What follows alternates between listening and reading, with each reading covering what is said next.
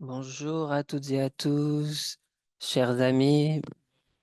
Bienvenue à ce nouvel épisode du programme mondial de formation des jeunes sur le climat. Nous sommes ravis d'être ici. Je suis Jen de la Global Youth Coalition et je suis accompagné de Kenta. Bonjour, je m'appelle Kenta, je viens d'Oxford et je suis ravi d'être avec vous aujourd'hui pour cette formation.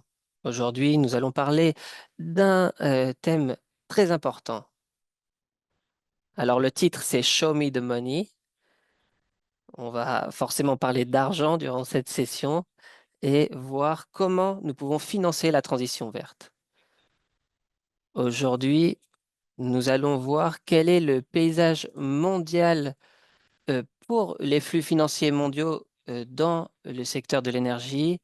Qu'est-ce que les institutions financières doivent faire en termes de flux financiers? Que doit être leur engagement? On va parler également de l'article 2.1c des accords de Paris sur les flux financiers pour qu'ils soient compatibles avec euh, le profil d'évolution vers un développement à faible émission de gaz à effet de serre. On va parler aussi d'évaluation et voir ce que peuvent faire les acteurs non gouvernementaux quant au NOCQ et à quoi ressemble un bon engagement financier. On va pouvoir nous pencher sur les règles pour cette réunion. Kenta? Donc, nous avons beaucoup d'intervenants, intervenantes aujourd'hui. Valerio, Omar, Adriana et Adèle interviendra ensuite. Et nous aurons pour terminer une session de questions-réponses et nous partagerons des observations finales avant de clore la session. N'hésitez pas à envoyer vos questions dans la partie questions-réponses ou lever la main et demander à intervenir dans ce même endroit. Je vous enverrai les liens vers nos groupes dans le chat. Donc, si vous voulez nous aider sur la prise de notes collective, n'hésitez pas, je vous enverrai le lien à cet effet dans le chat.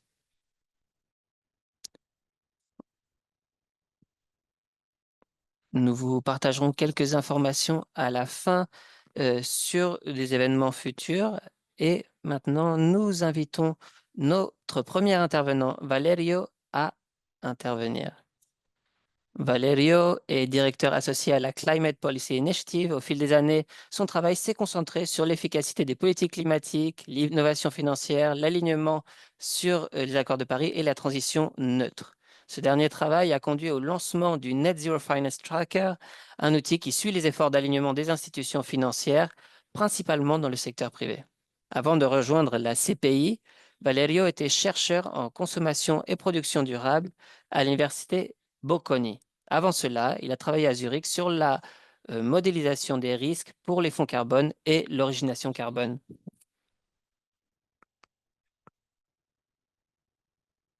Valerio, je vous laisse la parole. Merci beaucoup Kenta pour cette présentation.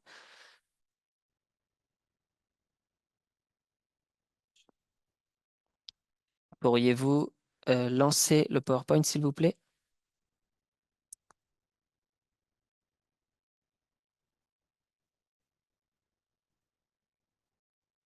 Très bien,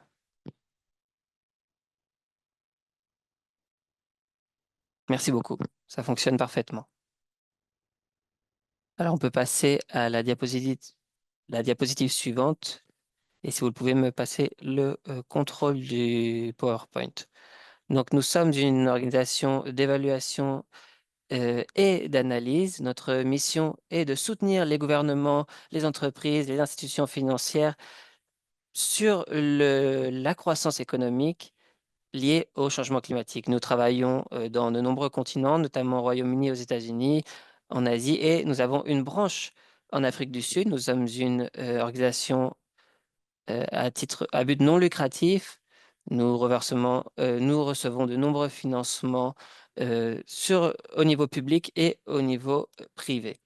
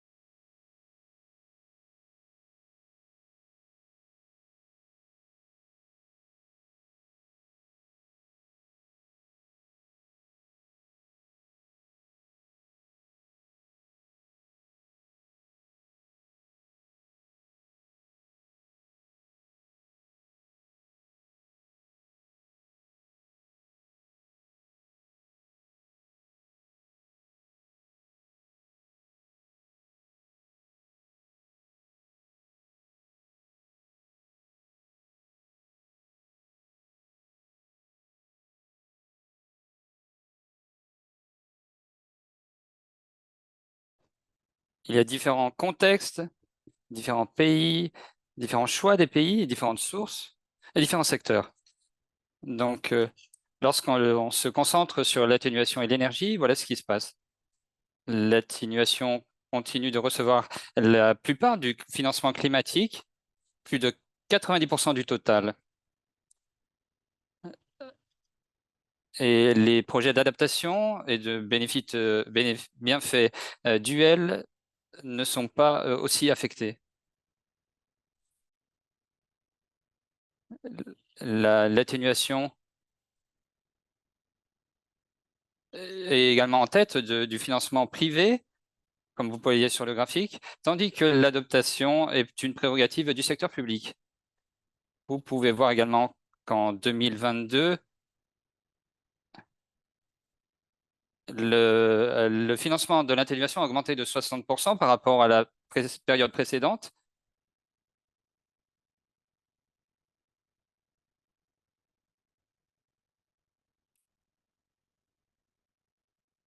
Le secteur de l'énergie et de transport continue d'attirer la principale partie du financement pour l'atténuation.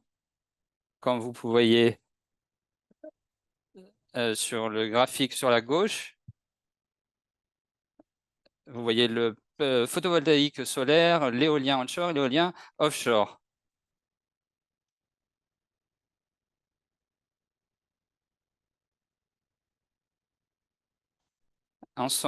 Il y a des efforts de mitigation, de atténuation, pardon, qui sont principalement financés, mais il y a encore un fossé.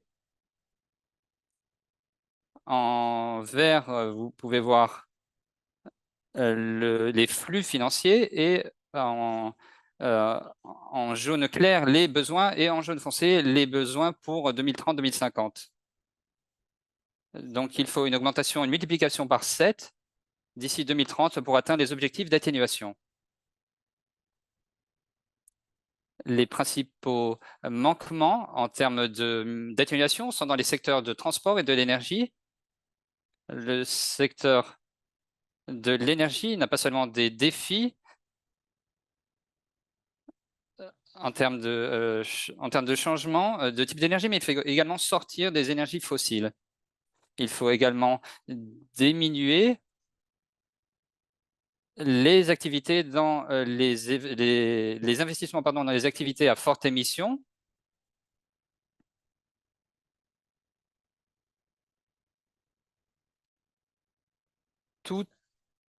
Tout investissement dans les énergies à combustible fossile est un impact négatif sur la trajectoire de Paris de 1,5 degré.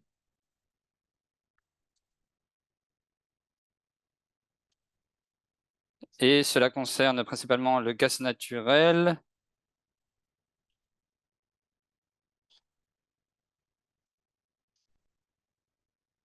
Et il y a un manque d'alignement particulier dans certains pays.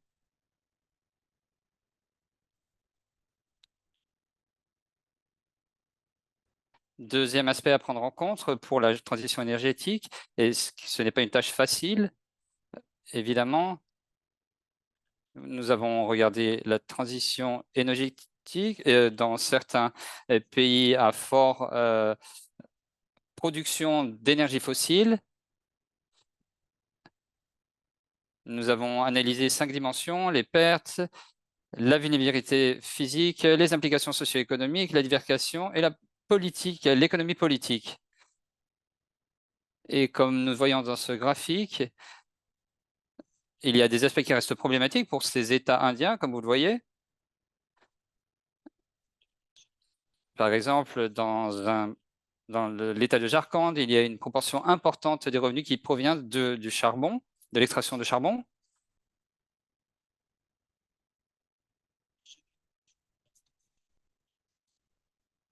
Il est très important de discuter sur la trajectoire de sortie des énergies fossiles.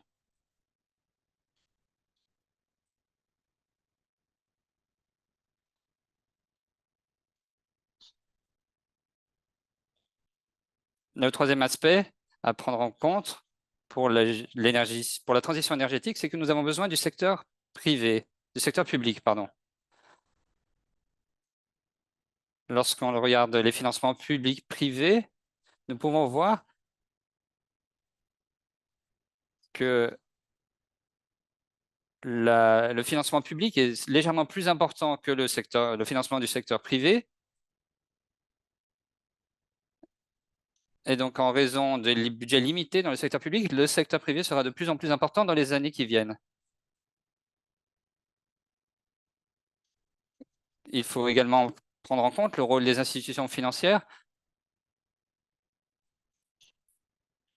Il y a quelques années, nous avons commencé à collaborer, à échanger de manière collaborative des données, et nous avons créé cette plateforme, le Net Zero Finance Tracker, qui évalue le financement privé et comment les institutions également améliorent leur financement pour atteindre l'objectif de Paris, des émissions zéro net.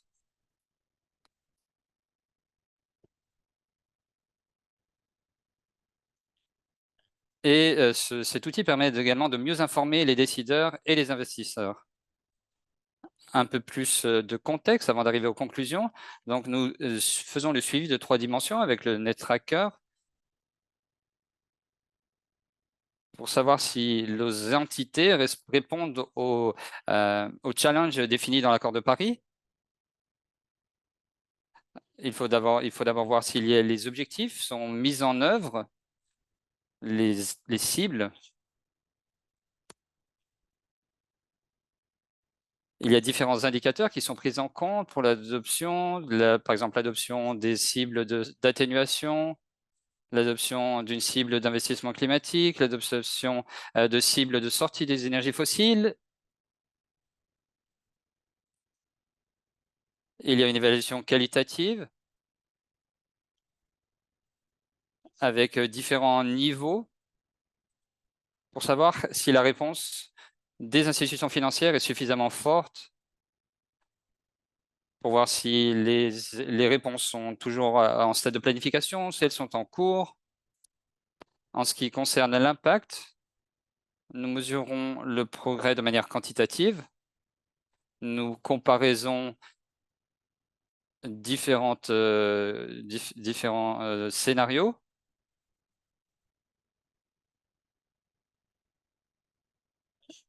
Comme je l'ai mentionné, nous utilisons des données disponibles depuis différentes sources de données.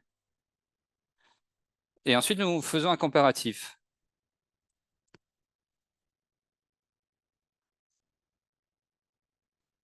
Au total, nous utilisons 50 fournisseurs de données que vous pouvez voir à l'écran. J'ai pris assez de temps pour introduire ce concept. Maintenant, qu'est-ce que nous observons dans ce tableau de suivi du Net Zero Tracker? Il y a des institutions qui font partie de la Glasgow Finance Alliance. Et c'est un sous-groupe du système financier, mais nous espérons couvrir l'ensemble des institutions financières à l'avenir.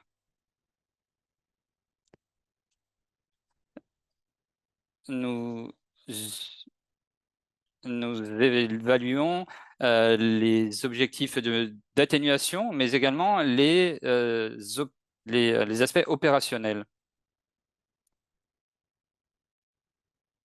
Comme vous pouvez le voir sur le graphique sur la droite, environ 3/4 des institutions qui sont suivies dans notre tracker ont des cibles d'atténuation en date de 2023.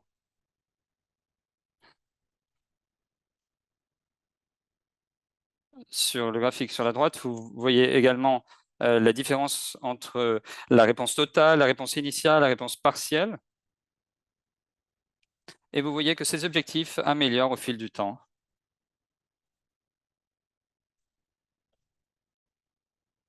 Nous arrivons à couvrir 90% du portefeuille de l'investissement. Il nous manque encore certains objectifs d'atténuation de certaines institutions financières. En ce qui concerne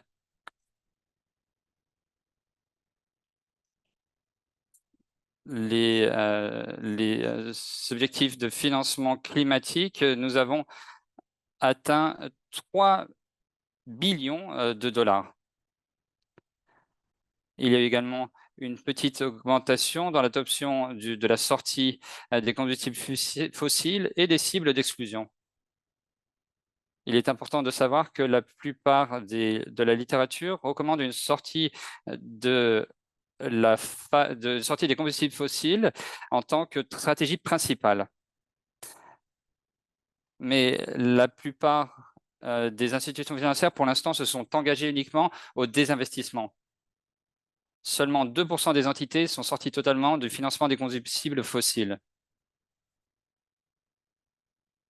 Comment est-ce qu'on fait le suivi des objectifs définis par les institutions financières?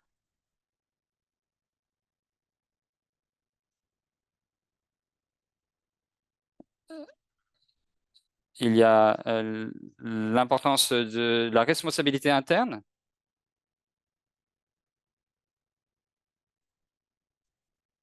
Il y a de plus en plus de pression réglementaire.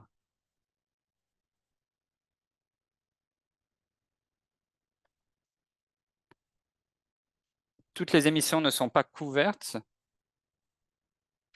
Si l'on voit également la deuxième partie et la troisième partie, l'implication des actionnaires et des clients et l'implication des politiques,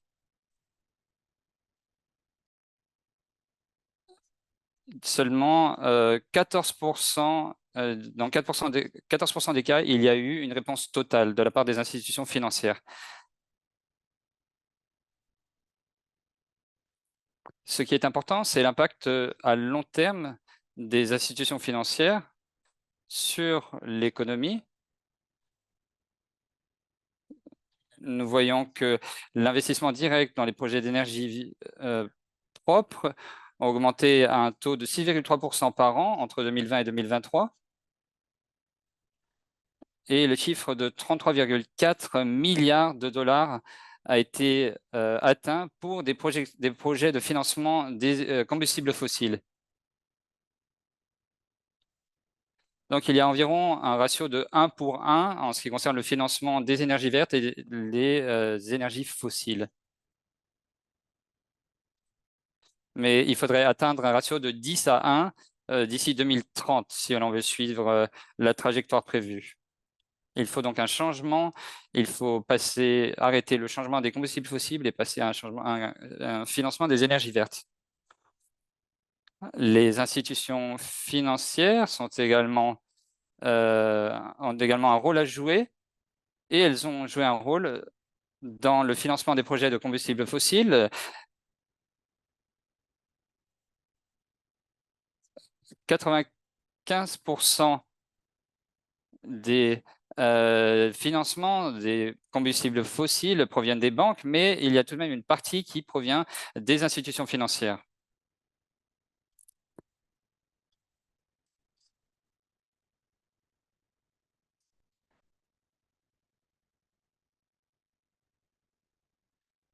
Donc, vous voyez le graphique sur la droite, les banques sont en orange et les gestionnaires d'actifs sont en bleu.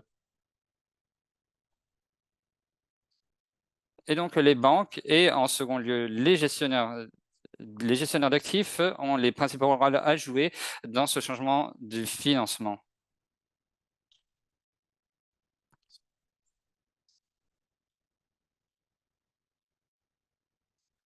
Nous voyons que les institutions qui ont des cibles,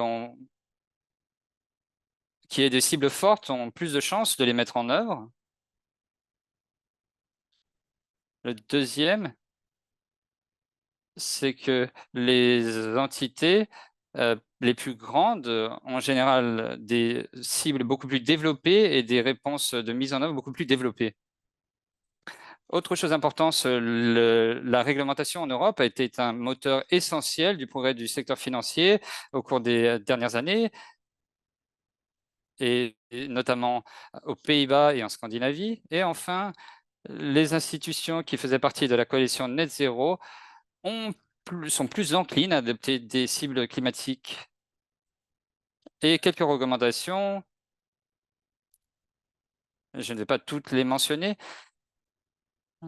mais sur la base de l'analyse que nous avons faite. Tout d'abord, il est important de combler le fossé entre la possession, la propriété des actifs et la gestion des actifs.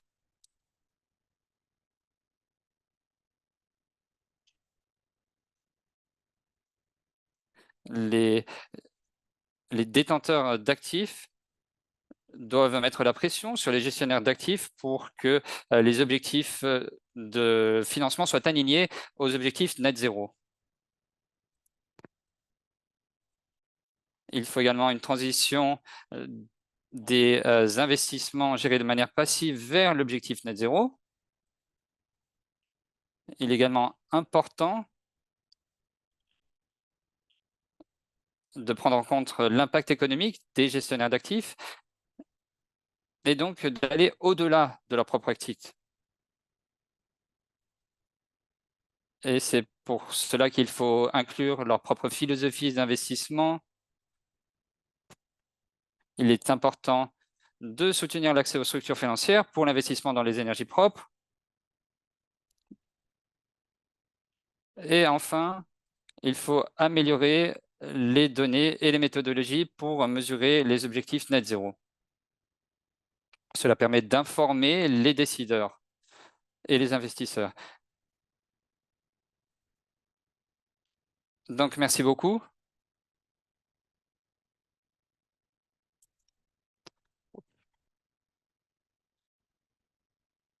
Franchement, j'ai... Ah, il m'a tué. Horrible. Quel pourcentage du portefeuille économique y a-t-il en ce moment? Alors, en ce moment, il y a environ un quart du système de financement mondial pour l- le changement climatique. C'est-à-dire, cela représente 1000 milliards d'actifs.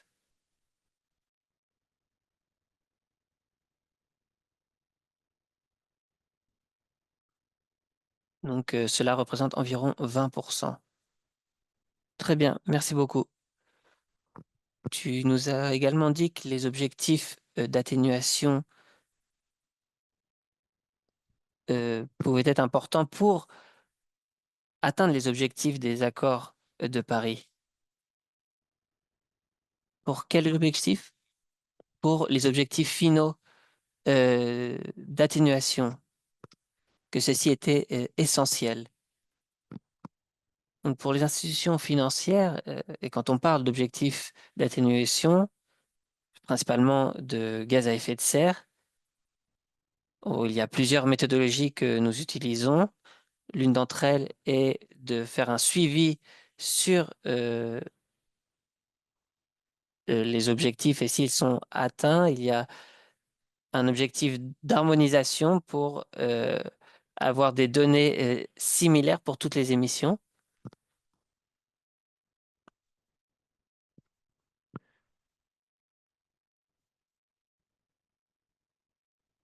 Donc, nous avons besoin d'améliorer la transparence des données, l'accès aux données, et nous avons également besoin de validation. Le système se concentre sur les auto-évaluations. Beaucoup d'entités donc s'auto-évaluent et il faut pouvoir assurer une intégrité quand on parle des données qui sont partagées sur les mesures d'atténuation. Merci beaucoup, Valerio. Très bien. Nous allons maintenant écouter notre deuxième intervenant.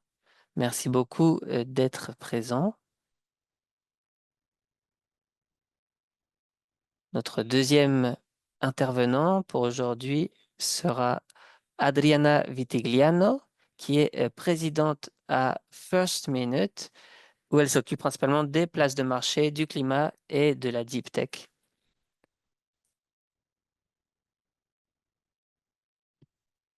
Avant, Adriana travaillait pour Lakestar après avoir obtenu un double diplôme à l'université d'Oxford. Auparavant, elle a travaillé comme partenaire d'investissement chez Creator Fund, spécialisé dans les investissements dans la deep tech et les sciences de la vie. Elle a travaillé sur de nombreux sujets et notamment pour une spin-out de l'université d'Oxford dans le domaine de l'IA. Elle a commencé sa carrière dans le conseil en fusion et acquisition chez PwC à New York, où elle a également occupé le poste de directrice de l'exploitation pour le secteur des services financiers. Adriana, bienvenue. Nous sommes ravis de t'avoir aujourd'hui.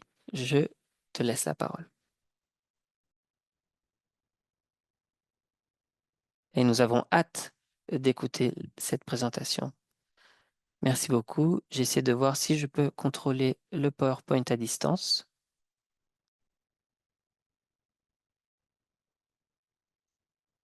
Alors, est-ce que Fred pourrait m'aider pour cela? Peut-être qu'en attendant, je peux commencer avec une brève introduction. Je m'appelle Adriana, je suis investisseur chez Last Minute. Nous investissons dans de nombreuses technologies, notamment liées au climat. Et donc, nous investissons dans l'Union européenne, aux États-Unis et au Royaume-Uni. Nous avons notamment investi dans des logiciels d'intelligence artificielle,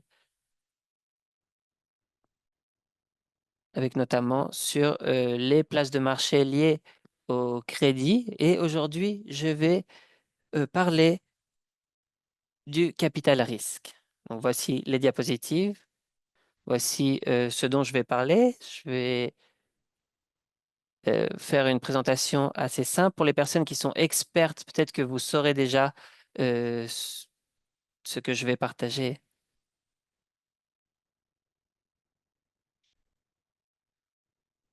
Tout d'abord, quand on pense à la crise du climatique mondial, il y a la question des émissions carbone, les événements climatiques extrêmes, et tout cela requiert des financements considérables en mesure d'atténuation en technologie.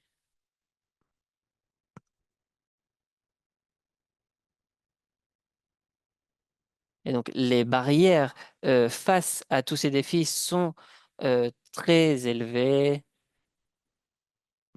Il y a des longs délais et de nombreux facteurs qui peuvent être des obstacles au moment des investissements.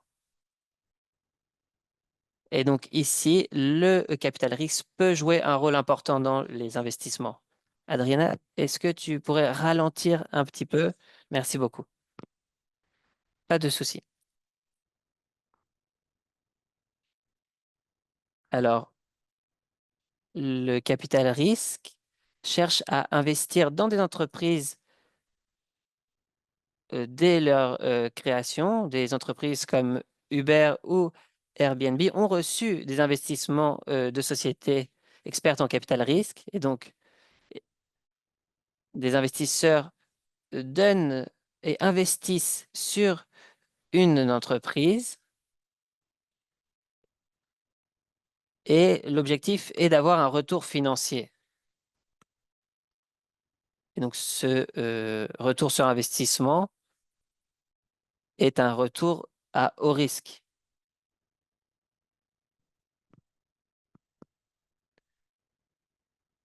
Et donc, pour continuer sur cette définition simple, il y a un investissement de fonds, d'argent en retour de parts et de propriétés et de capital d'investissement dans l'entreprise. Si j'investis par exemple 10 millions, je vais recevoir et être propriétaire de 10% de l'entreprise.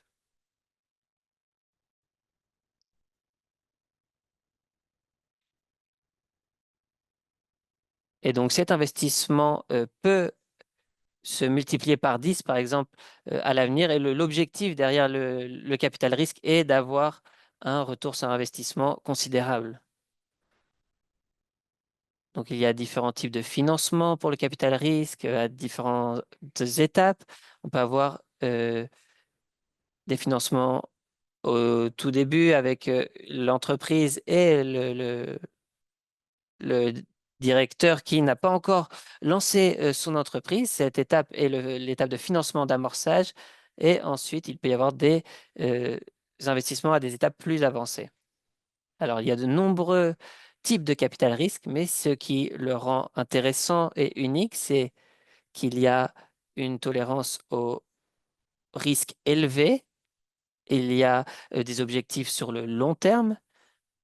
Donc peut-être que vous ne recevrez pas votre argent en retour pendant 5, 10 ans, mais cela peut aider à avoir un retour beaucoup plus considérable et à renforcer les entreprises sur leur travail.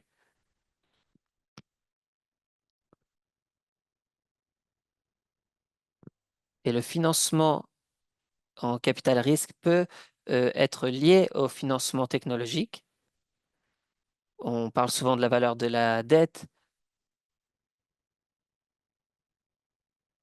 quand on essaie de voir comment mettre en œuvre la technologie après la phase de réflexion, la phase théorique. Il faut voir qui sera acteur de la mise en œuvre de cette technologie. Et au moment de la mise en œuvre, c'est là que le capital risque peut entrer en jeu.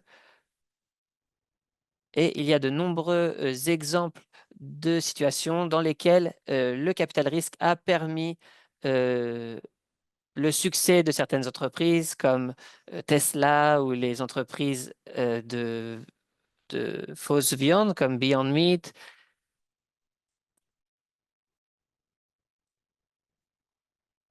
Et les exemples sont nombreux. Donc, il est intéressant de réfléchir au rôle potentiel du capital risque dans le climat. Alors, quelle est la situation actuelle en 2023-2024? Donc, nous sommes dans la deuxième phase du capital risque. La première vague qui a eu lieu allait de 2003 à 2008. Et c'était une période qui est souvent considérée comme une période d'échec pour le capital risque. Et c'est parce qu'il y a eu de nombreux investissements qui ont été faits dans des entreprises de deep tech, par exemple, et les investisseurs n'ont eu aucun retour après ces investissements. Il y avait les biocombustibles, les panneaux solaires qui avaient été les cibles de ces investissements. Certaines entreprises ont été couronnées de succès, plutôt dans le secteur des logiciels et les secteurs technologiques.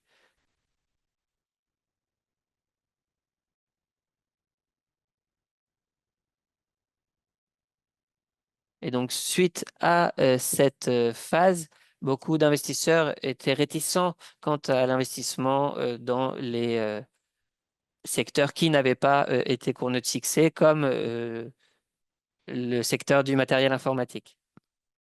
Et lors des 5 dernières années, il y a eu un, un bouleversement avec beaucoup plus d'investissements dans les accords climatiques. Il y a eu plus de 30 milliards d'investis pour le capital risque dans le secteur du climat.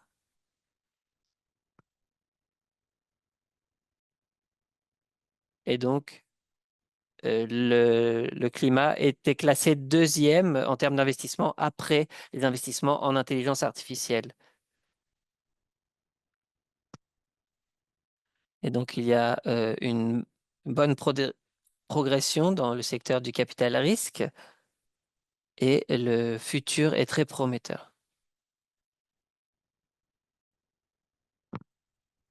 Et donc, pour remettre en contexte le capital risque dans le contexte général des investissements, on voit ce tableau qui vient du site web de CTVC. Et donc, on voit qu'il y a de nombreux acteurs, de nombreux investisseurs. On voit l'innovation à gauche avec des hauts risques, des investissements considérables. Donc, le capital risque se trouve de cette partie. Et donc, on voit le capital risque avec les phases d'amorçage en tant qu'entrepreneur, il est important de comprendre toutes les étapes qui sont présentes dans les investissements de capital à risque. Et donc, en tant qu'investisseur, nous parlons souvent de ces sujets. Et donc, il faut savoir quel type de capital nous allons accumuler et sur quel type de capital nous allons travailler. Et les personnes deviennent de plus en plus créatives quant à leur investissement. Et maintenant, on peut se concentrer sur l'écosystème autour du capital risque dans le climat. Donc, par exemple, si vous voulez lancer et créer une entreprise, peut-être que vous avez déjà une équipe de construite, une bonne idée de fait, et vous avez besoin d'un cofondateur, d'une cofondatrice pour mener à bien votre projet. Il y a plusieurs options. Certaines personnes vont organiser une collecte de fonds, essayer de rejoindre un programme qui soit mené en partenariat avec d'autres groupes. Et parfois, le capital risque permet d'accélérer certains processus. Il y a aussi le rôle des accélérateurs qui peuvent être très intéressants pour une entreprise. Il y a de nombreuses entreprises qui sortent de ces accélérateurs. Il y a Carbone 13 qui est un accélérateur présent dans certaines villes européennes qui aide les entreprises à trouver des cofondateurs.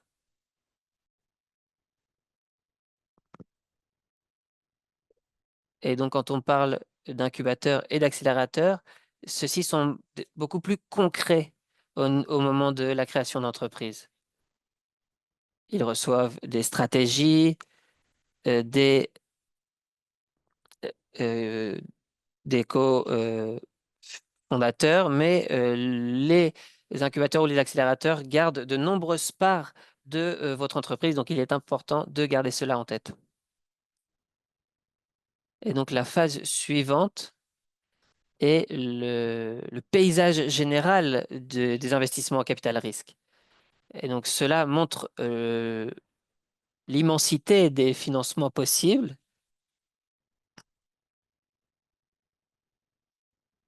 Il y a une tendance à avoir des investissements qui ne se concentrent que sur le climat, et cela n'existait pas il y a 10 ans, par exemple. Il y a des financements et des fonds plus généralistes, ou il y a également des fonds verticaux ou deep tech qui sont plus étroits et qui peuvent être liés à certains investissements sur le climat. Il peut y avoir un fonds spécialiste qui se concentre sur un aspect lié au climat et un aspect plus général. Et donc, quand on parle des acteurs autour du capital risque et qui reçoit et investit l'argent, chaque fonds va avoir des objectifs et des mandats différents. Maintenant, nous allons nous pencher sur les tendances d'investissement. Où l'argent est-elle investi? Donc, on voit la répartition des accords autour du climat entre 2020 et 2023. Donc, il y a des secteurs comme le transport, la mobilité, l'industrie, que ce soit l'intelligence artificielle pour le secteur de la mine. Il y a également l'utilisation des terres. Donc, pour ce qui se dessine pour 2024, on voit qu'il y a de nombreux investissements dans la limitation et l'utilisation des terres, qui est beaucoup plus réduit comparé à l'énergie pure et aux investissements faits dans l'industrie. J'ai mis des exemples des leaders dans ces secteurs. Alors, nous sommes encore dans une phase assez prématurée, donc on ne peut pas encore parler de vainqueurs en termes d'investissement, mais on voit qui sont les leaders dans chaque secteur. Mais cela ne veut pas dire euh, que ces entreprises sont vainqueurs suite à leurs investissements.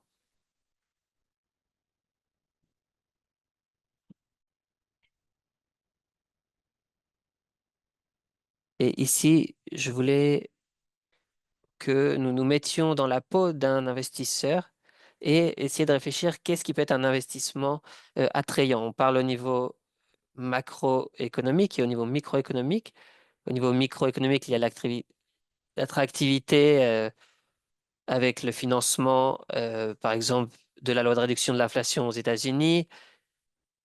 Et beaucoup d'investisseurs choisissent leurs investissements, la géographie, l'endroit où ils investissent selon les subventions qui sont déjà présentes dans les territoires.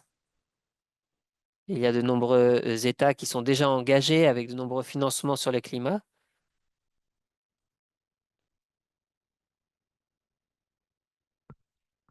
Et au niveau macro, ce qui peut être difficile en tant qu'investisseur, c'est de savoir quels sont les risques. Il y a certains exemples d'entreprises, des exemples à suivre pour essayer de rencontrer du succès.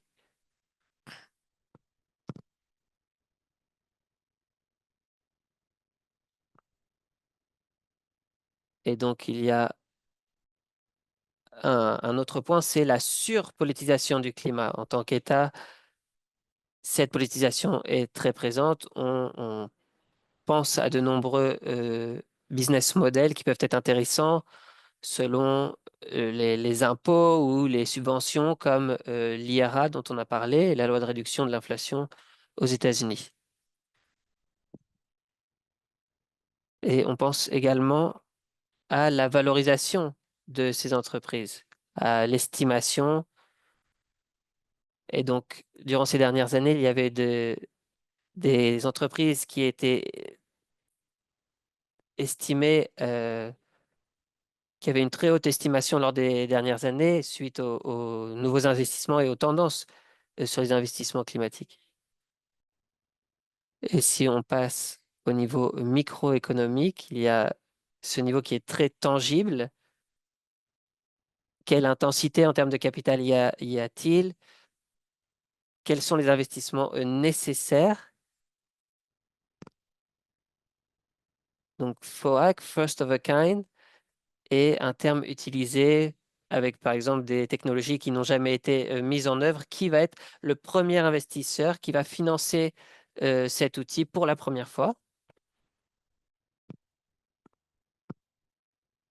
Et il y a ce qui peut être utilisé sont des opportunités de financement non dilutives où le financement va aider sans que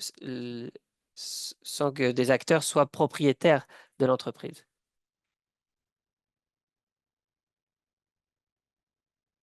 Il y a également la courbe de tendance, voir où se trouve votre entreprise en termes de tendance dans le secteur de l'innovation. Donc, on voit cette courbe des tendances avec tous les types de technologies. On voit que les points verts sont très proches d'une acceptation une acceptation générale de ces technologies. Et donc, les points orange peuvent être, ou bleus peuvent être beaucoup plus difficiles à mettre en œuvre car ils ne sont pas forcément encore vus comme dominants ou conventionnels. Donc, voici une aperçu des capital risques. Peut-être que certaines d'entre vous sont déjà experts sur le sujet. Et donc, l'espace fluctue beaucoup. Il y a de plus en plus d'investissements en capital risque, plus en plus d'investissements dans la technologie et il y a un besoin croissant d'entrepreneurs et d'investisseurs. Donc, je vais terminer là-dessus et je serai ravi d'écouter vos questions. Merci beaucoup. C'était une présentation vraiment très intéressante et ça m'a fait réfléchir beaucoup aux différents pays également. Apparemment, il s'agit d'une initiative plutôt menée par le Nord global. Exactement. Et les deux plus importants sont les États-Unis, la Chine. Mais effectivement, c'est plutôt le nord global.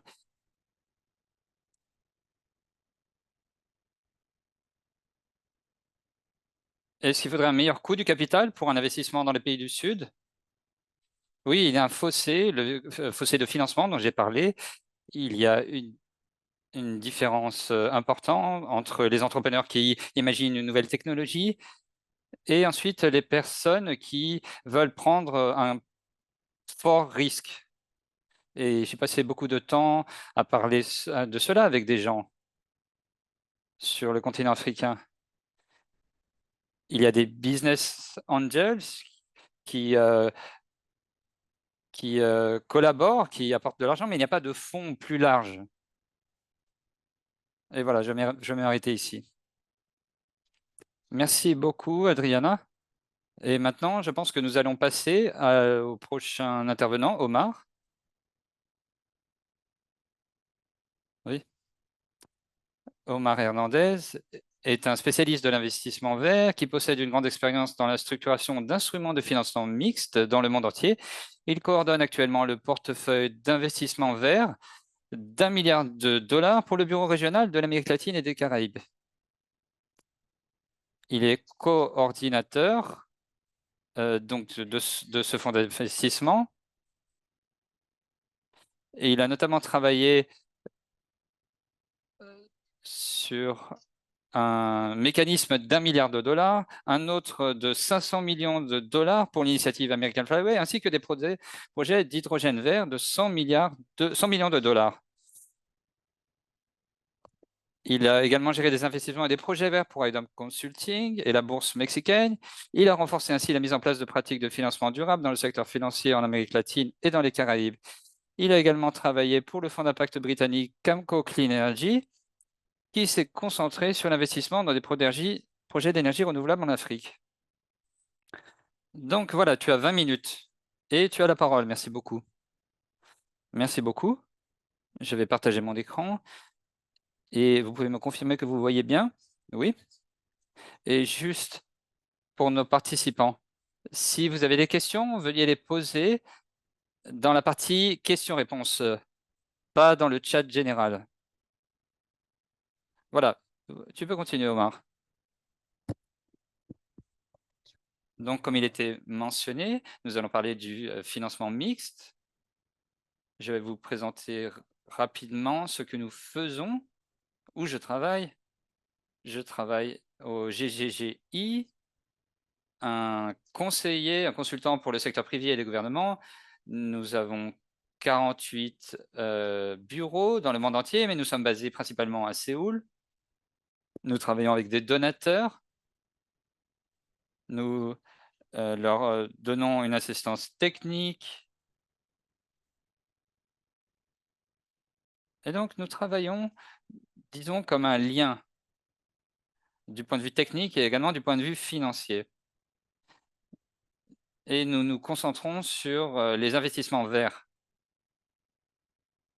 Voilà juste une introduction de GGGI pour savoir avec qui vous parlez, avec qui vous avez affaire. Et lorsqu'on parle du financement climatique, quels sont les objectifs et les nouvelles objectifs collectifs quantitatifs? Comme nous le savons, au cours de la dernière conférence climatique, il a été dit que les flux financiers doivent passer à 1,55 billion de dollars d'ici 2030. Nous avons vu que ça peut être pour le secteur énergétique, mais pas uniquement. Il faudra parler des 3 aspects principaux lorsqu'on parle du climat, donc les pertes et dommages, l'adaptation et l'atténuation. Et donc vous pouvez voir sur cette image que pour atteindre ces objectifs de financement, ce 1,55 billion d'ici 2030, il est important que tout le monde y mette du sien. que ce soit les institutions de financement du développement, le secteur privé, etc. Il faut également commencer à envisager le financement mixte. Le rôle du financement mixte pour atteindre ces objectifs est critique parce que cela permet d'avoir un effet de levier du financement privé en fournissant un engagement clair de stabilité. Il nous faut donc un financement public et un financement de l'aide au développement.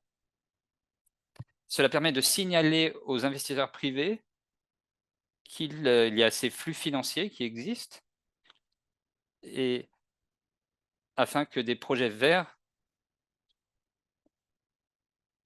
soient viables. Et donc, autre chose à prendre en compte lorsqu'on parle du financement mixte, ce n'est pas uniquement le but, atteindre les objectifs. Il faut également comprendre quel est l'impact que nous avons actuellement en raison du changement climatique.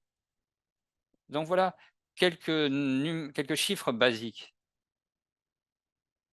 Ce sont les tendances de vulnérabilité. Le coût d'ici 2050 pour les lois sur les désastres naturels sera de 314 milliards de dollars.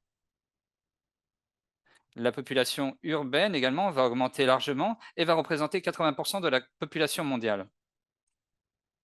Et cela montre qu'il faut se concentrer sur des projets spécifiques et sur les aspects durables. Et je vais vous donner quelques chiffres. Lorsqu'on parle de financement mixte, on parle d'investissement.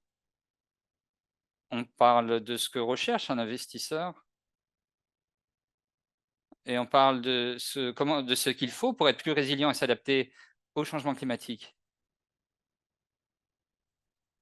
Nous voyons sur ce graphique les pertes économiques annuelles.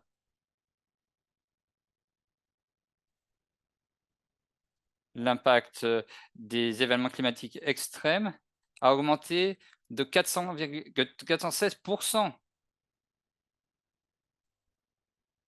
C'est le coût qui est associé à l'impact des événements climatiques extrêmes. L'impact des températures extrêmes a augmenté de 254% en millions de dollars.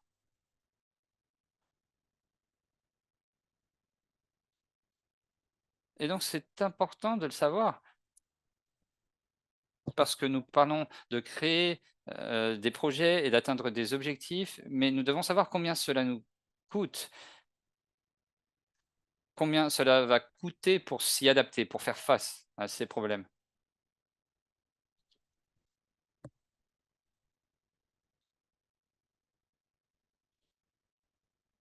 Juste pour vous donner une idée, comme vous le savez, l'objectif est d'atteindre 1,5 degré maximum d'augmentation de la température.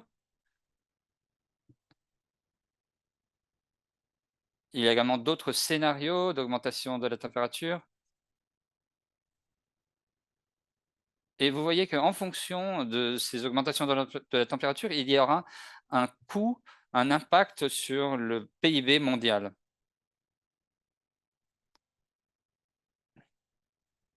Il faut donc commencer à voir comment est-ce que nos investissements peuvent être plus résilients. Et le financement mixte peut aider à atteindre ces objectifs climatiques.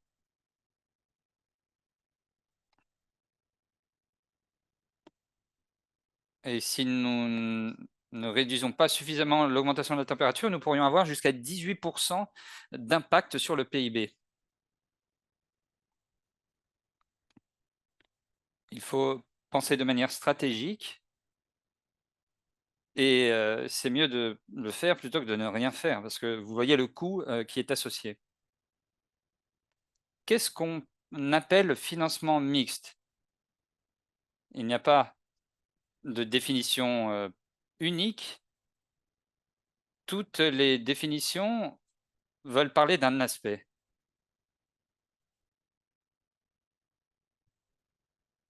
Il faut être stratégique en en combinant le financement pour le développement, qui vient normalement des entités publiques ou des banques de développement. Lorsqu'on parle du financement pour le développement, on parle de prêts concessionnels, par exemple.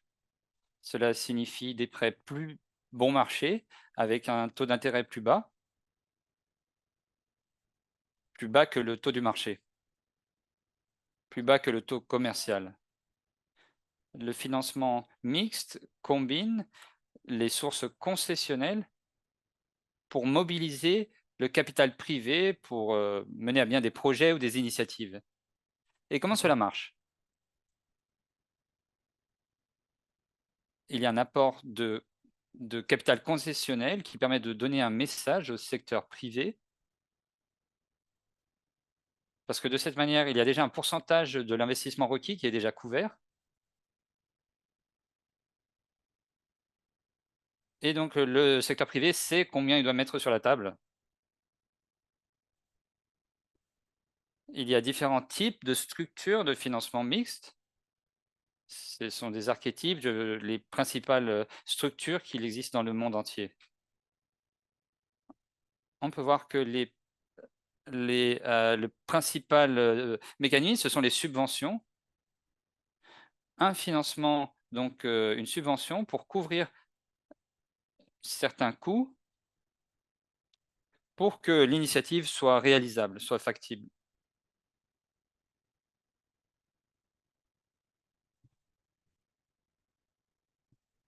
Ce type de structure permet de donner une garantie politique et de dire: «Voilà, le secteur privé, les investisseurs, ce que je vais faire, c'est de vous donner une garantie.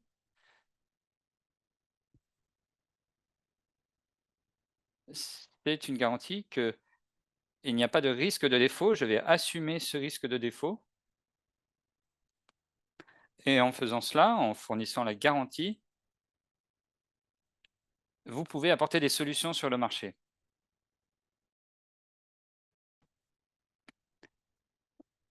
Pourquoi est-ce que le financement mixte est important? Nous avons parlé avant du capital risque et des taux d'intérêt, mais quelles sont les barrières principales actuelles à l'investissement? Comment est-ce qu'on évite les projets qui ne sont pas durables? Tout d'abord, il y a le risque de liquidité. Normalement, lorsque des investisseurs recherchent des investissements avec un retour sur investissement sécurisé sur le long terme, et c'est difficile à savoir lorsqu'on parle de projets climatiques, les projets de l'énergie. Il y a déjà des projets énergétiques qui existent, mais là, on parle de solutions plus innovantes dont on ne connaît pas les tenants et les aboutissants. Il y a également le risque macroéconomique, le risque de faible croissance des taux du marché, le manque de réglementation, de transparence de la réglementation.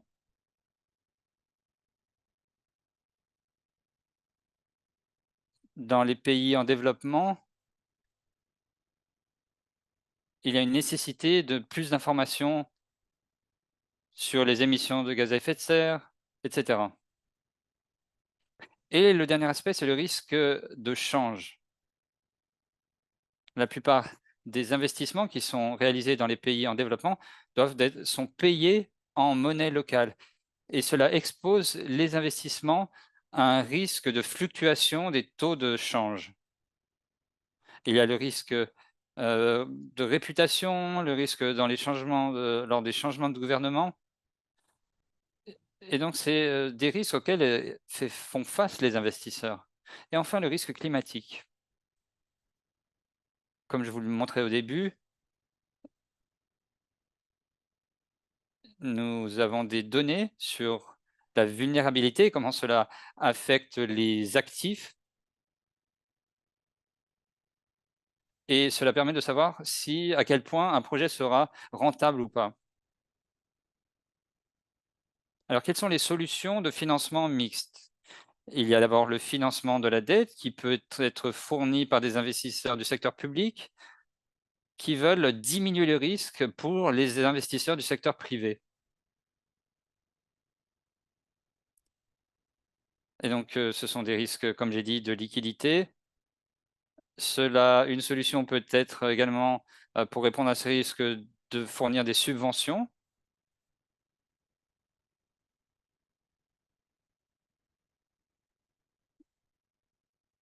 Il y a d'autres aspects comme un manque de financement. Et donc les subventions permettent de couvrir le manque de financement et les les fossés qui existent entre le financement privé et le financement total. Une autre possibilité, c'est le capital de première perte. Il s'agit de fournir, un capital de protection contre les pertes. Et donc c'est un signal qui est envoyé aux investisseurs si quelque chose ne fonctionne pas sur le projet. La première partie du capital sera prise en charge, la première perte de capital sera prise en charge par le secteur public. Donc le secteur public dit: «L'argent qui va être perdu en premier, c'est notre argent. Donc vous pouvez investir sans problème». En ce qui concerne les principaux acteurs, je n'ai pas beaucoup de temps, donc je vais aller assez rapidement. Il y a les banques multilatérales de développement, les institutions de financement du développement, la Banque mondiale, la Banque de développement de l'Asie.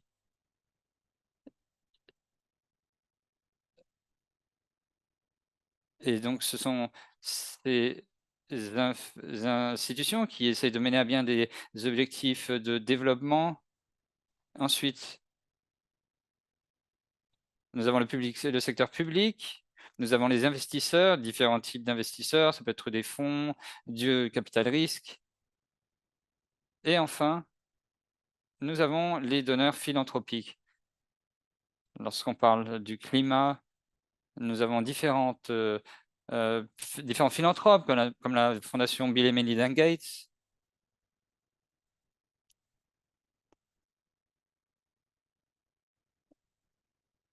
En tout cas, ce sont des acteurs qui ont une haute tolérance au risque. Dans ce graphique, vous pourrez voir l'impact sur le développement, mais aussi la tolérance au risque. Par exemple, les philanthropes, les donneurs publics sont tolérants au risque et donc ils sont disposés à mettre des fonds pour des options, pour des solutions qui ne sont pas encore sur le marché, tandis que les investisseurs privés, les investisseurs institutionnels n'ont pas une haute tolérance au risque, mais ils ont le capital. Ce qui est important dans les financements mixtes, c'est ce qu'on appelle la vallée de la mort. C'est la phase où la plupart des projets, des initiatives échouent ou ont des problèmes dans leur mise en œuvre. Donc le financement mixte permet de réunir tous ces acteurs pour, obtenir une, tendance positive de flux financiers.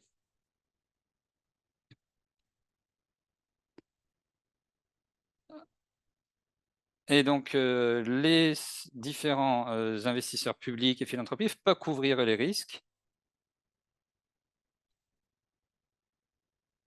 Une fois que ces risques sont pris en charge, il peut y avoir des projets rentables et qui sont financés par ces investisseurs privés.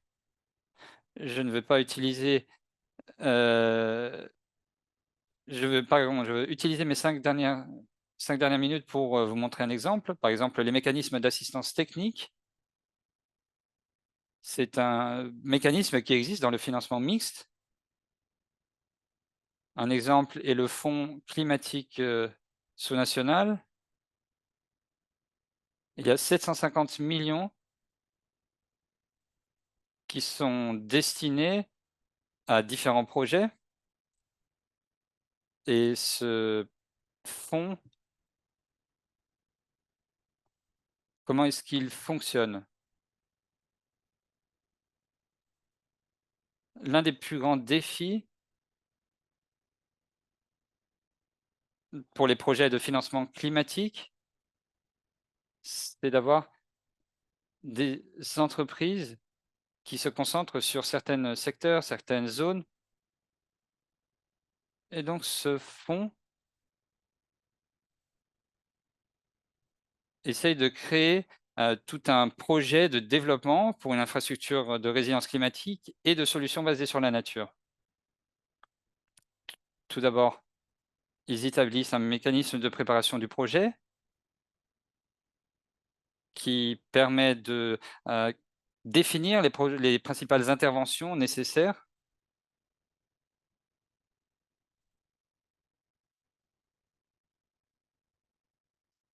Donc, fournir des prêts concessionnels, des financements concessionnels, cela peut être des subventions et donc il paye, ce mécanisme paye pour l'étude de faisabilité, pour la création du projet, pour la structuration du projet, pour, évaluer les exigences juridiques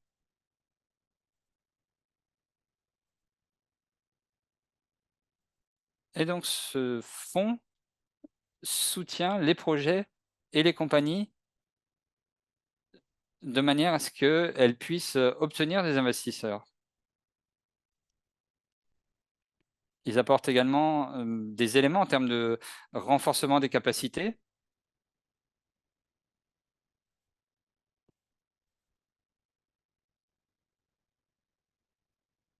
Ils créent également des nouvelles capacités dans les différents pays. Il peut y avoir, des, ateliers techniques avec des développeurs de projets, des intermédiaires. Il peut y avoir des manières de promouvoir les bonnes pratiques, des formations, tout ce qui peut aider à créer des projets. Et enfin, après le renforcement des capacités, il y a un suivi, un reporting et une vérification. Tout cela se fait à travers des indicateurs. De cette manière, vous voyez que le financement mixte exige des données. Comme vous l'avez vu avec Valerio, il faut savoir quels sont les critères d'impact, quels sont les résultats que vous avez obtenus, en termes d'atténuation, par exemple, en termes sociaux, quelles sont les interventions que vous avez fournies. Je n'ai plus beaucoup de temps, donc je vais vous donner un autre exemple. Une manière innovante en termes de financement climatique. Dans les îles Galapagos, en Équateur, le principal enjeu était le risque de défaut, le risque politique.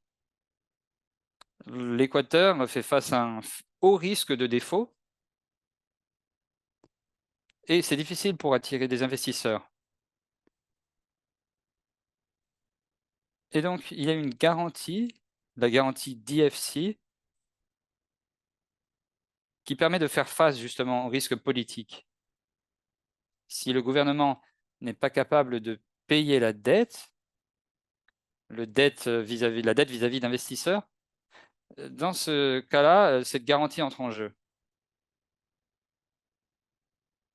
Et cette, garantie de risque politique a permis, l'une des plus grandes transactions au monde, un fonds de 450 millions de dollars pour la conservation.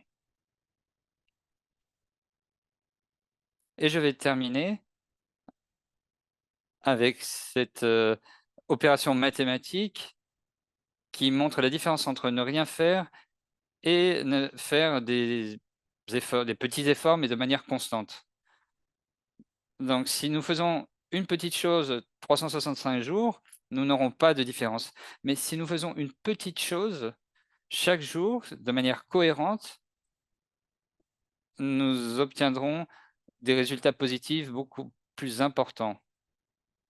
Donc j'espère avoir respecté le temps. Merci beaucoup de votre attention.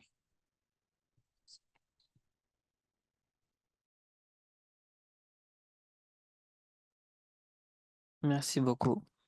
Alors, nous avons un peu de retard.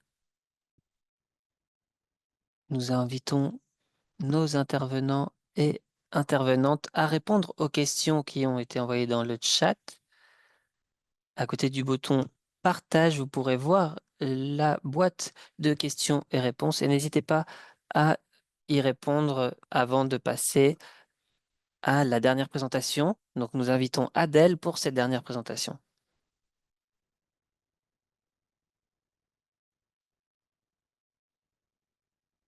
Donc, nous allons avoir une petite conversation avec Adèle. Bonjour Adèle. Nous allons te présenter. Adèle Ramdani a étudié les sciences politiques, les relations internationales et les droits humains dans 7 universités différentes et sur 3 continents différents. Il a travaillé pour de nombreuses organisations internationales, notamment les Nations Unies, l'Union africaine et la Ligue des États arabes. Adèle a reçu une bourse de l'Union européenne et a travaillé avec l'Université de Beyrouth et de Rabat sur la production alimentaire, l'agriculture durable. À Bruxelles, Adèle a créé et lancé les United Nations Series en coopération avec l'organisation Young Professionals in Foreign Policy et basée à Washington, D.C. De plus, tu es un expert en termes de jeunesse. Nous t'admirons toutes et tous et nous sommes ravis d'avoir cette conversation avec toi aujourd'hui. Merci beaucoup de l'invitation. Je voulais parler du financement philanthropique avec toi aujourd'hui, car c'est un sujet dont nous n'avons pas parlé jusque-là. Et ce sujet est lié à ce qu'Omar disait sur le portefeuille de risque et ces projets qui sont nécessaires, qui ont besoin d'être mis en œuvre, mais qui n'ont pas les financements nécessaires pour être mis en œuvre. Et donc, tu as lancé des initiatives et les projets de changement climatique sont affectés par ce manque d'investissement. Peux-tu nous parler des opportunités et des obstacles dans ce secteur? Merci beaucoup pour cette question. Omar nous parlait des entités philanthropiques juste avant, lors de sa présentation. On a également entendu parler de l'accès au financement pour la jeunesse. C'est un défi qui est présent pour de nombreuses organisations. Et quand on parle de financement, les conversations sont souvent répétitives. On parle de l'argent comme si c'était un élément neutre. Et il faut parler, il faut inclure la puissance et la justice quand on parle d'argent. L'argent est quelque chose, est un outil qui peut être utilisé, qui est utilisé très souvent pour imposer un récit, pour imposer un agenda. Et donc, ce n'est pas une surprise de voir que certains groupes reçoivent énormément de financement alors que d'autres n'en reçoivent aucun. Et ce que nous faisons dans notre organisation, et de nombreuses organisations font un travail similaire, c'est que nous travaillons avec des organisations menées par des jeunes, par des femmes, pour les permettre à développer leur propre récit et pour qu'ils puissent s'éloigner des récits traditionnels. Et aujourd'hui, quand on parle de finances, on parle de faire face à des années et des décennies d'oppression. Donc nous voulons qu'il y ait un changement dans l'utilisation des ressources pour euh, donner une réponse à ce qui s'est passé lors des dernières années. Et donc les grosses subventions, les financements considérables ne sont jamais reçus par les groupes menés par les femmes, les jeunes et les peuples autochtones. L'une des raisons, c'est que ces organisations sont très réduites et n'ont pas la capacité d'absorber de telles subventions. Et ce qu'on voit sur le terrain, c'est que les grandes banques, les organisations de développement vont envoyer des subventions à des ONG du Nord global qui ont du personnel dans de grands pays, dans des pays développés, qui vont ensuite lancer des projets dans le Sud global. Il faut changer cette réalité et permettre la construction et le déblocage de fonds régionaux.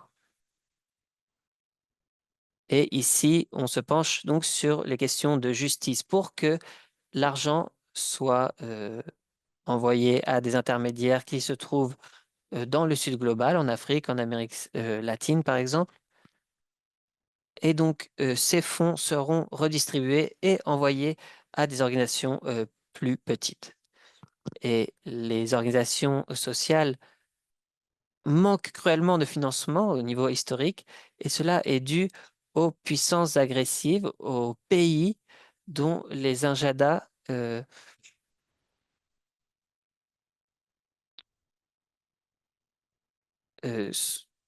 porte préjudice à ces organisations. Ces organisations cherchent à sortir de ce récit agressif, de ce récit capitaliste, et essayer de trouver des solutions. Il faut voir comment travailler avec les peuples autochtones, comment essayer de s'éloigner de l'utilisation des combustibles fossiles et se pencher sur l'utilisation locale d'énergie, essayer de répandre les pratiques agroécologiques, de permaculture, répandre les connaissances traditionnelles. Et donc, toutes ces questions ne remplissent pas les critères du marché actuel, malheureusement. Donc, je vais m'arrêter ici, voir s'il y a une question de suivi. Merci beaucoup pour cette première intervention. As-tu une idée pour faire face à ces questions au niveau mondial? Tu as parlé des fonds comme étant l'une des sources des problèmes. Alors, il y a des fonds qui existent déjà pour la jeunesse et il y a le fonds de la jeunesse pour le fonds pour la justice climatique pour la jeunesse. Et il y a également le fonds de résilience climatique qui existe déjà et qui envoie déjà des subventions. Et avec ces financements, les personnes travaillent de manière très collaborative. Et donc, grâce à ces financements, un ensemble d'ONG peut avoir un agenda commun, des objectifs communs et travailler ensemble. Je pense qu'il faut être beaucoup plus assertif en tant que jeunesse pour obtenir des financements, car ces financements sont nécessaires. Et ici, les entités philanthropiques peuvent jouer un rôle essentiel. On pense souvent aux mêmes fondations quand on parle de philanthropie, mais il y a un élan considérable dont il faut se saisir pour obtenir des financements d'entités philanthropiques, tant au niveau local que régional. Il faut de plus que nous soyons conscients, ce que je veux dire, dans notre secteur euh, des ONG, nous sommes souvent d'accord avec le manque de salaire, le fait de ne pas être payé ou de ne pas être payé suffisamment. Il faut essayer de s'éloigner de cet esprit bénévole, volontaire, et être conscient des fonds dont nous avons besoin. Il faut également effectuer des rapports sur tous les projets qui sont menés et qu'il y ait beaucoup plus de philanthropie basée sur la confiance pour que nous puissions recevoir de nombreux financements, qu'ils soient philanthropiques ou non. Alors, est-ce que nous pourrions conclure avec des recommandations que tu voudrais partager aux organisations menées par les jeunes pour essayer de trouver les conditions dont elles ont besoin pour débloquer de nouveaux financements et pour les aider dans leur fonctionnement? Alors, il faut essayer d'être le plus innovant possible, le plus transformateur possible. Nous sommes habitués à essayer, à penser petit et essayer de trouver des solutions à notre niveau, au niveau local. Et donc, au moment de définir notre vision, notre stratégie, il faut que celle-ci soit grande pour pouvoir recevoir les financements adaptés. Il faut également faire un grand travail de modélisation. On se penche souvent sur les mêmes personnes et on peut perdre de vue des collaborateurs qui peuvent être essentiels. Nous tendons à répéter ce qui a déjà été fait par le passé et laissant de côté des opportunités potentielles. Nous avons besoin non seulement de plus d'NGO, mais également plus de collaborateurs de manière plus générale. Et il faut aussi être conscient que nous avons besoin d'être enregistrés juridiquement. Parfois, cela n'est pas fait et certaines organisations ne peuvent pas recevoir de financement car elles n'ont pas de compte bancaire et qu'elles ne sont pas officiellement déclarées, enregistrées et donc ne peuvent pas recevoir de financement ou être parrainées. Merci beaucoup. Merci beaucoup pour cette intervention. J'espère que nous pourrons organiser une session à l'avenir pour continuer à échanger car c'est très pertinent pour nous. Merci beaucoup. Merci à toutes les intervenantes et nous espérons pouvoir organiser une telle session de nouveau à l'avenir.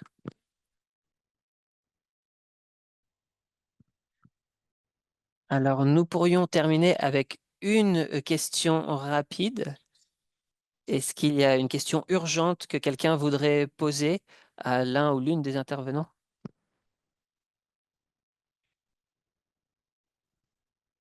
Très bien. Nous allons essayer de partager les réponses qui ont été envoyées dans la boîte de dialogue de questions-réponses. Peut-être que nous les ajouterons dans les commentaires lorsque la session sera partagée sur YouTube. Nous allons maintenant passer à la clôture de cette session.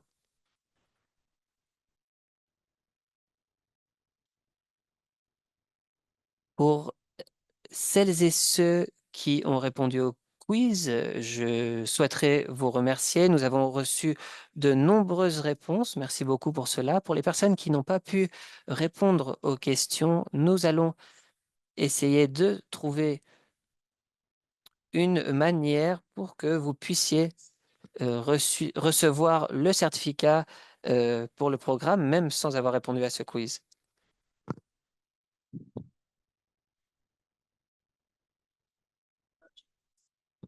Alors, vous allez encore avoir une opportunité de recevoir le certificat. Ne vous inquiétez pas. Et pour plus d'informations, donnez-nous un peu de temps et nous essayerons de trouver une manière pour que vous puissiez finaliser le programme et recevoir le certificat.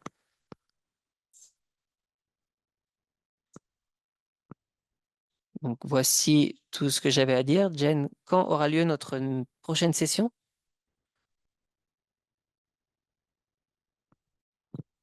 Alors, je vais regarder sur le calendrier. Elle devrait avoir lieu le 1er octobre. J'ai hâte de vous voir toutes et tous lors de cette session. Donc, nous vous verrons le 1er octobre. Merci beaucoup de nous avoir rejoints pour cette dernière session du mois de septembre. N'hésitez pas à vous rendre sur nos réseaux sociaux, Instagram, LinkedIn ou à nous contacter par mail et nous répondrons avec plaisir. Essayez également de maintenir le canal Slack actif. Nous adorerions avoir vos contributions et continuer à rester connectés et à travailler ensemble. Merci à toutes et tous. Nous vous voyons lors de la prochaine session du Programme mondial de formation des jeunes sur le climat. Merci à toutes et tous. Merci aux interprètes et à très vite.